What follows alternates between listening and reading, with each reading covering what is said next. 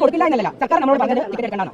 വാഗ്ദാനങ്ങൾ നടപ്പിലാക്കാനുള്ള സമയം എന്ന് പറയുന്നത് അങ്ങനെയാണെങ്കിൽ അവർ പറയണമായിരുന്നു എന്ത് ഞങ്ങളുടെ സർക്കാർ ആകട്ടെ, ഞങ്ങളുടെ സർക്കാർ ആയതിനു ശേഷം ഞങ്ങൾ നിങ്ങൾക്ക് ഇങ്ങനെ തരാം. പക്ഷേ അവർ കൃത്യമായി 15-ാം തീയതി മുതൽ എന്ന് പറയുമ്പോൾ ഈ 15 എന്ന ഡേറ്റിൽ അവരുടെ എന്താ ചേച്ചിമാരുടെയൊക്കെ ഒരു പെർഫോമൻസ്, എന്താ ഒരു ധൈര്യം.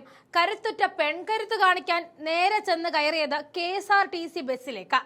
ആ കാണിച്ച വേറും വാശിയും ഒക്കെ കാറ്റുപോയ ബലൂൺ പോലെയായി.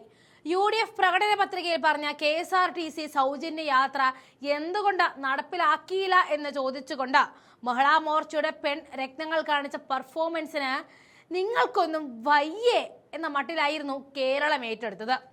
ഇവിടെയാണ് കഥയിലെ ഏറ്റവും വലിയ ട്വിസ്റ്റും സംഭവിക്കുന്നത്.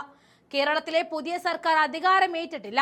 മുഖ്യമന്ത്രിയോ മന്ത്രിമാരോ സത്യപ്രതിജ്ഞ പോലും ചെയ്തിട്ടില്ല. എന്തിനാ, മന്ത്രിസഭ പോലും രൂപീകരിച്ചിട്ടില്ല.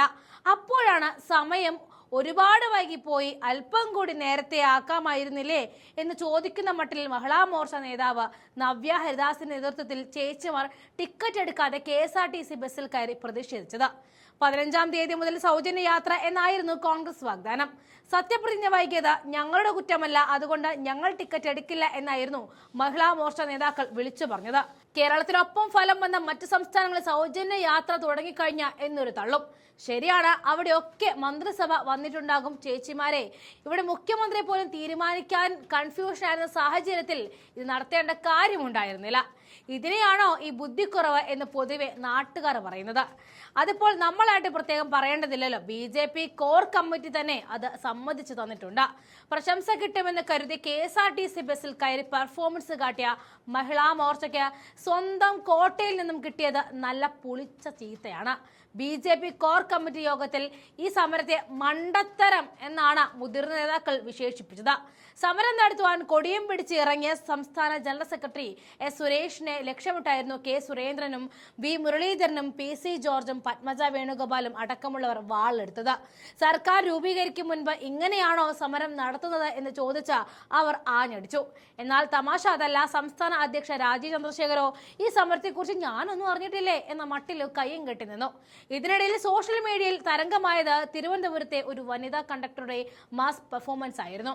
സർക്കാർ ഉത്തരവ് വരാതെ സൗജന്യ ടിക്കറ്റ് നൽകാൻ കഴിയില്ല എന്ന് ഉറപ്പിച്ചു പറഞ്ഞ ആ കണ്ടക്ടർ ഒടുവിൽ പ്രതിഷേധിച്ച മഹിളാ മോർച്ചയ്ക്ക് സ്വന്തം കയ്യിൽ നിന്നും പണമെടുത്ത് ടിക്കറ്റ് നൽകി.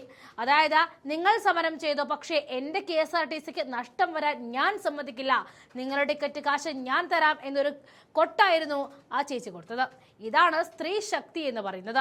കൊല്ലത്ത് ബസ്സിൽ കയറി പ്രതിഷേധിച്ചവരെ പോലീസ് വണ്ടിയിൽ കയറ്റി കൊണ്ടുപോയ കാഴ്ചയും ഇന്നലെ നമ്മൾ കണ്ടു. കാസർഗോഡും കോഴിക്കോടും പ്രതിഷേധം സമാധാനപരമായ ടിക്കറ്റ് എടുത്ത് അവസാനിപ്പിച്ചു. ഇവിടെ സത്യപ്രതിജ്ഞയ്ക്ക് മുൻപേ സമരം കഴിഞ്ഞ് BJP കേന്ദ്രങ്ങളിൽ നിന്നും 0 മാർക്കും വാങ്ങി ഇരിക്കുകയാണ് മഹിളാ മോർച്ച. എന്തായാലും ഒന്ന് സമ്മതിക്കണം, അടിക്കടി പെട്രോളിനും ഡീസലും വില കൂട്ടുന്ന കേന്ദ്ര ഭരണകക്ഷിയുടെ ആളുകൾ തന്നെ KSRTC ബസ്സിൽ കയറി ഫ്രീ യാത്രയ്ക്ക് വേണ്ടി സമരം ചെയ്യുന്നത് കാണാൻ നല്ല രസമുണ്ട്. കേരള രാഷ്ട്രീയത്തിൽ സമരങ്ങൾ പലത് കണ്ടിട്ടുണ്ട്. കരിങ്കൊടി കാണിക്കൽ, സെക്രട്ടേറിയറ്റ് ഉപരോധം, വഴിതടയൽ, അങ്ങനെ പലതല്ല. പക്ഷേ സ്വന്തം പാർട്ടി ഉന്നത നേതാക്കൾ വരെ ഇത് കണ്ട് അന്തം വിട്ട് പ്രതിക്കൂട്ടിലെ മണ്ടത്തരമെന്ന് തലയിൽ കൈവച്ച് പറയുന്ന ഒരു സമരം ഈ അടുത്ത കാലത്തെങ്ങും കേരളം കണ്ടിട്ടുണ്ടാകില്ല. അടുത്ത തവണ സമരം ചെയ്യുമ്പോൾ മന്ത്രിസഭയെങ്കിലും വരാൻ കാത്തിരിക്കാനുള്ള ബുദ്ധി ഉണ്ടാകട്ടെ എന്ന് ആശംസിക്കുന്നു.